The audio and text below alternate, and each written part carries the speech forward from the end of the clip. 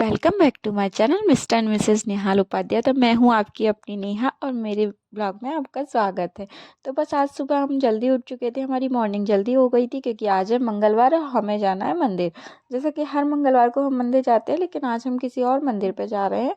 तो बस सारे काम करने के बाद में मैं फटाफट रेडी होने के लिए तैयार हो गई। बस साड़ी चेंज करनी थी, बाकी मैं रेडी थी। तो बस हम लोग रेडी होके हम पहुँचे बस स्टॉप।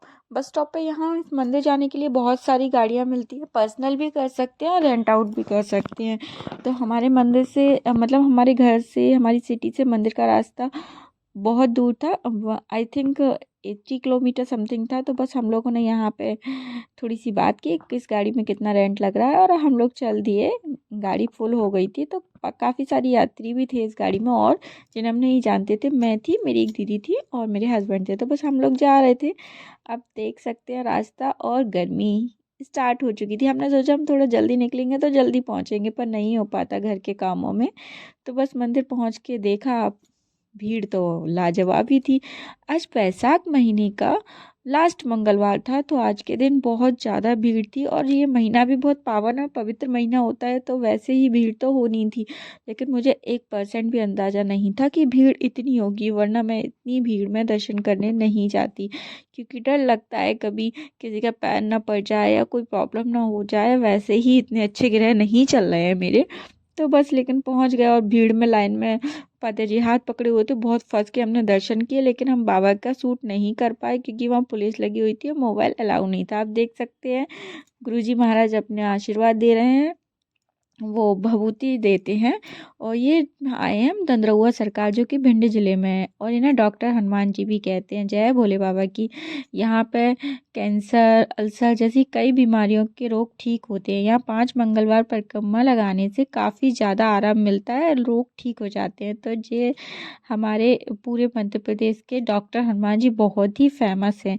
और बाबा सब पे अपनी कृपा बनाए रखना, सबका घर सुखी रखना। बस फिर हम पहुँचे गुरुजी के पास, क्योंकि दूर से शूट कर रहे थे, सोचा पास में पहुँच के उनका आशीर्वाद लेते हैं। तो बस उनका आशीर्वाद लिया। प्रसाद स्वरूप रूप में हमें भभूति मिली। और आज हमें करनी थी महाराज जी से थोड़ी सी बात, लेकिन नहीं हो पाई क्योंकि आज सच में बहुत ज़्यादा भीड़ थी। आप देख सकते हैं इतनी भीड़ थी, और वो बहुत व्यस्त थे। और सच बताएं, गर्मी इतनी थी कि हम लोगों को इतनी गर्मी लग रही है, तो उनके पास तो इतनी जनता आ रही है, उन्हें कितनी गर्मी लग रही होगी। तो बस गर्मी बहुत ज़्यादा थी। और मुझे ये महाराज जी पर्सनली मुझे मतलब मैंने अपने गुरु के रूप में मानती हूँ। ये हुए और एक धूमेश्वर महाराज हुए, दोनों ही गुरु बहुत अच्छे हैं। मतलब हर तरीके का इन्हें ज्ञान है, हर चीज़ की नॉलेज है।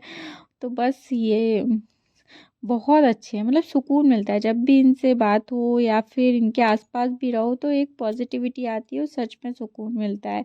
बस उसके बाद हम लोग मंदिर से बाहर निकले, धक्का मुक्की खा के सीधे उसके बाद पहुँचे हम। यहाँ पे छोटा सा मेला लगता है हर मंगलवार, यहाँ दूर दूर से लोग आते हैं, काफ़ी आसपास के शहरों के, यहाँ तक कि आउट ऑफ कंट्री भी, विदेश से भी लोग आते हैं। तो यहाँ बहुत ही फेमस मंदिर है ये।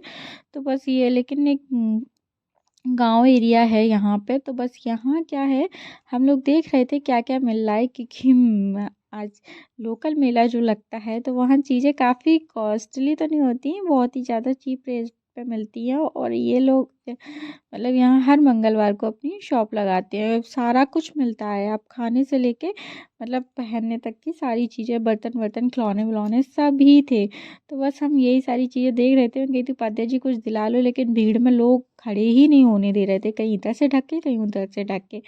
तो बस मैं देखने लगी एक टॉयज जो कि लाइट वाला था। अब मैं उससे बोली इसमें लाइट नहीं दिख रही थी। शॉप वाला बोला बहन जी दिन में कैसे लाइट दिखेगी, रात में दिखेगी। मैंने कहा हाँ यार ये बात तो सही है।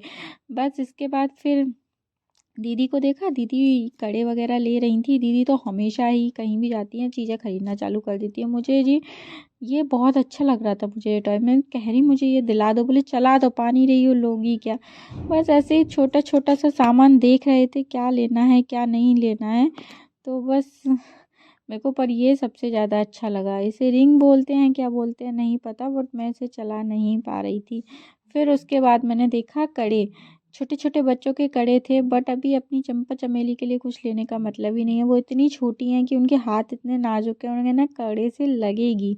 और मैंने कैप भी देखी है, बट उनके सिर ही बहुत छोटे छोटे, अभी वो 1 मंथ की हैं, तो कुछ समझ ही नहीं आ रहा था क्या लें, क्योंकि एक कंफर्ट जोन भी हमें देखना पड़ता है अपने बच्चों का, कि उसमें बच्चे कंफर्ट होंगे कि नहीं होंगे।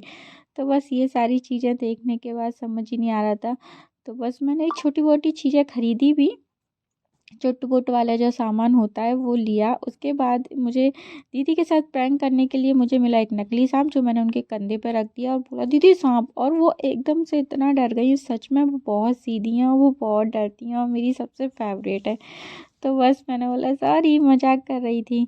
और उसके बाद मैंने उस साँप के साथ निकलवाया एक फ़ोटो, क्योंकि असली साँप को देख पकड़ना तो अपनी औकात में नहीं है, तो सोचा चलो नकली से ही मज़े ले लो। तो बस मैं उपाध्याय जी को बता रही थी, उपाध्याय जी कह रहे थे अरे यार अपने दोस्त से कितनी बात करोगी, छोड़ दो बेचारे को, परेशान हो रहा है वो। तो बस उसके बाद फिर हमने लिए चश्मे, जो कि बच्चों के लिए लेने थे। मुझे तो बच्चों के भी आ जाते हैं, जो फतेह जी कहते हैं तुम बड़ी ही कब हुई हो। तो बस तनु के लिए ले रही थी कि कौन सा कलर पसंद करूँ, दीदी से पूछा बस ये। उसके बाद में फिर हम लोग आए सिंदूर की शॉप पे। हम किसी भी तीर्थ स्थल पर जाएं, चाहे वो छोटा हो चाहे बड़ा हो, हमेशा मैं सिंदूर लेकर ही आती हूँ। और सिंदूर लाना शुभ होता है, हमेशा अपने घर में भगवान के किसी भी तीर्थ स्थल से चाहे थोड़ा सा सिंदूर लेकर आए, पर हमेशा लेकर आना चाहिए और उसे अपनी सिंदूरदानी में रखना चाहिए, जिससे हमारे सुहाग में बढ़ोतरी होती है। तो भले ही ज़्यादा ना लाओ, 10 रुपए का ले आओ, पर ज़रूर लेकर आओ। तो बस मैंने लिया वहाँ से सिंदूर। उसके बाद हम लोग चल दिए और हम लोग घर आ गए। इतनी गर्मी थी, इतनी गर्म हवा लेते लेते घर आए, और घर आके मैं इतना थक चुकी थी और अब मुझे बनाना था खाना, क्योंकि सुबह जल्दी निकलने के चक्कर में खाना बना के नहीं जा पाए। तो बस मेरा ब्लॉग देखने के लिए thank you so much. Please मेरे ब्लॉग को लाइक शेयर सब्सक्राइब कीजिए। मिलते हैं अगले ब्लॉग में। Thank you.